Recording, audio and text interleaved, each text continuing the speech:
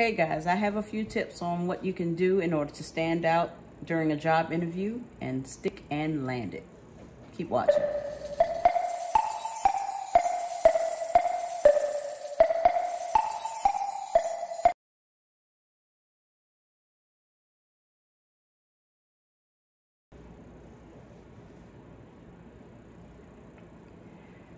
Hey guys, welcome back to my channel. My name is tingRae72 here. Today, this video, I compiled a list of 5 of the top asked questions by an interviewer and how you can answer them, different ways to answer them. I asked a few friends about the job interviewing process and the questions that they feared most about being asked because they weren't really sure of how to answer them. So what I did was, like I said, I compiled the list. There were like 7 or 8, but I took the top 5. I'm going to tell you what those questions are and give you a foundation of how you can answer them. Of course, you can tweak it and make it yours. These questions I've also been asked in job interviews, and they are kind of tricky to answer because a lot of times the way the question is posed, you don't want to incriminate yourself with anything. So before we get into it, please don't forget to give me a thumbs up, like, share, comment, and most importantly, please subscribe. There's a $100 giveaway when we reach 1,000 subscribers. So tell a friend, let's get it in. All right, let's get into the video. What I'm doing is I have my list here on my computer screen, so I'm going to be reading from the list because there are intricate details and it's worded very specifically. So I am literally going to be reading from this.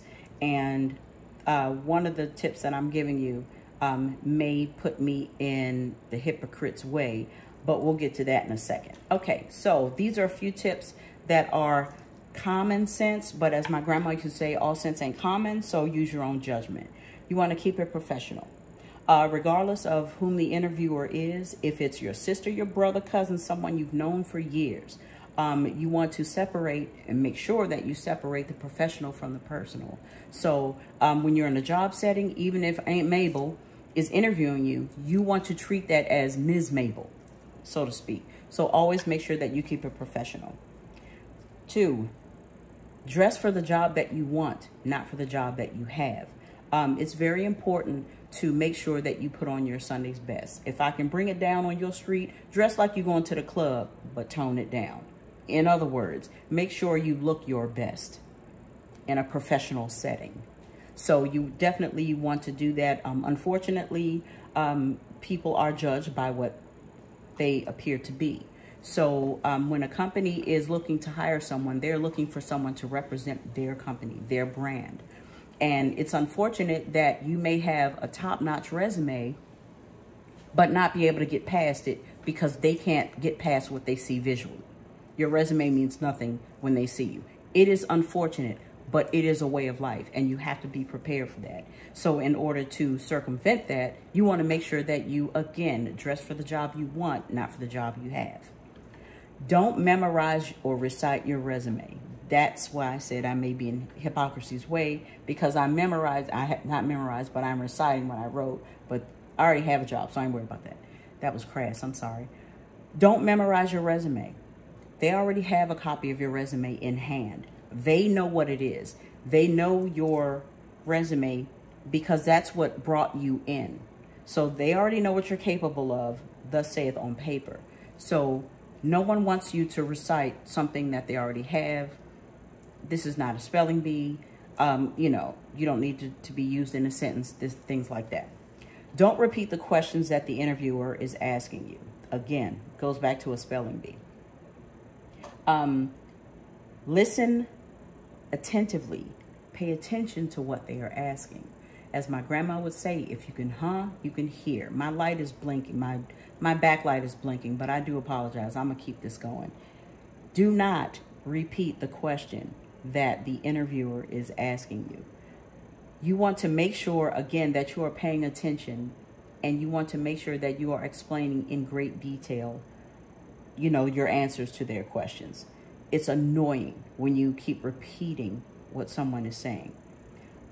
Remember that this is your first impression. What you say and how you act matters. And leave playtime outside.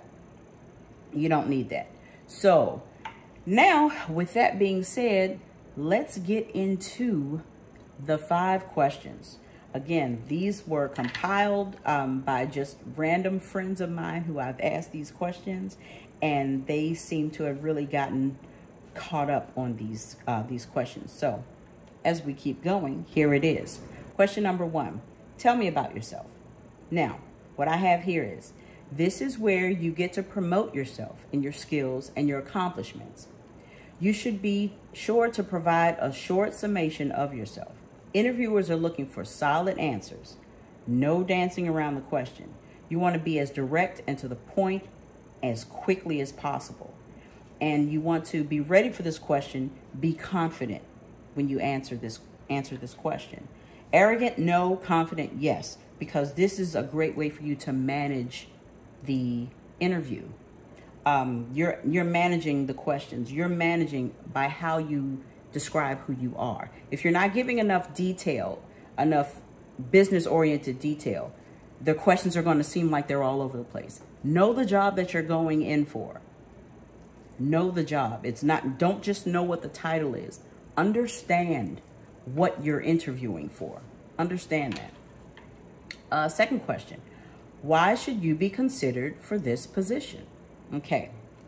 You want to avoid the generic responses such as, I'm smart, I'm hardworking, stuff like that. Employers don't want to hear any of that. They want to see that during your job performance once you actually get the job. You should respond by saying something like, that's a great question. And one of the answers you can also give, you want to kind of find a way to throw the question back at the interviewer. This is how you could do something like that. You can respond by saying, that's a great question. So one of the advantages of you being the interviewer is you know specifically what you're looking for in a candidate. So what I hear from you and what I've read from the position is you're looking for a candidate who can do A, B, and C for the firm. Does that sound accurate? That then throws it back to the interviewer, giving the interviewer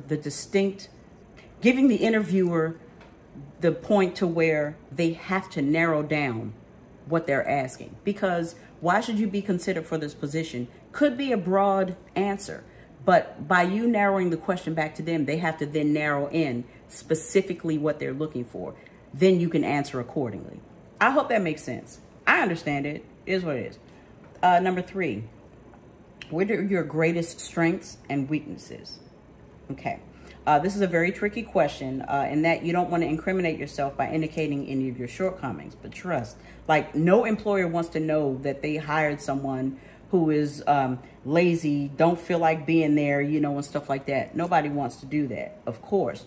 And let me see, because you can answer like for your strengths. You want to emphasize your strengths, again, without sounding arrogant. Confident, yes. Arrogant, no. Always in an interview. Always in life. You could say something, you choose like 2 or 3 strengths that you have. Stick to those 2 or 3. Make sure it's relevant to the job. Nobody wants to hear a kiss ass. Nobody wants to hire a kiss ass. And, so you're trying to say what you think they want to hear. No, be yourself. As far as weaknesses, an example could be something like, I'm too critical of myself or something like that. You want to make sure that you follow this formula when explaining your weakness. You indicate what the weakness is, and then you follow it up directly with a story, a short story of how you overcame that in the workplace. That's what employers are listening for. They're listening for problem solvers. The company has a problem. They need to fill a position. You need to make them understand that you are the solution. So much, pretty much. So what interviewers are listening for is problem solving skills. So yes, I have a weakness, but this is how I worked to overcome that weakness. They're listening for that. They're looking for that. They want self-starters. They really do. Next question, number 4. How has your previous work experience prepared you for this position? Okay, this is another one. You want to get right to the point. Don't dance around. Don't bubble your brain trying to sound more intelligent than you already are. The best way to answer that question is to really come from the responsibilities of the job that you're going for and expound. That again comes in turn with knowing the job you're applying for. It's not just cashier. What are the duties as a cashier as they describe it, as they request? You need to make sure that you understand those job descriptions before you go on the interview, because they are going to listen for key things that they're looking for. They want to hear that you've actually had that experience. You want to make sure that the information that you provide is actually relevant and makes sense. Once you get the job, a lot of your experiences are going to be trained on their processes anyway, but don't bank on that. You know, you definitely want to make sure that you indicate to them, I bring this to the company. My experience expounds as this and such. So they need to feel that you're going to actually be an asset to the firm. If that makes sense. The fifth question, and a lot of people get caught up on this question. Why are you looking to leave your current job? Okay. If you were fired or let go, please don't lead with that. If there are layoffs, you can let that be known, but definitely make sure that you explain in detail. Unless they ask if you've been fired, and they probably will, it's not very probable that it's going to happen. Not all the time. But be ready for that if they do ask that. But you could say something like this, like, this is actually something that I've actually used. I'm looking for a career advanced opportunity that'll allow me to have more leadership role. And my current employer did not provide that. It sounds simple, but it worked. It worked. You can also indicate there were no growth opportunities and no growth potential. And I felt that I was outgrowing my position, you know.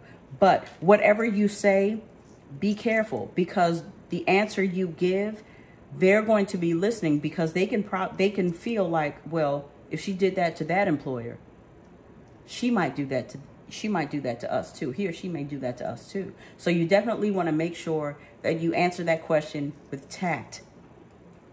Definitely with tact. Do not down talk the previous employer, the previous job. Don't do that.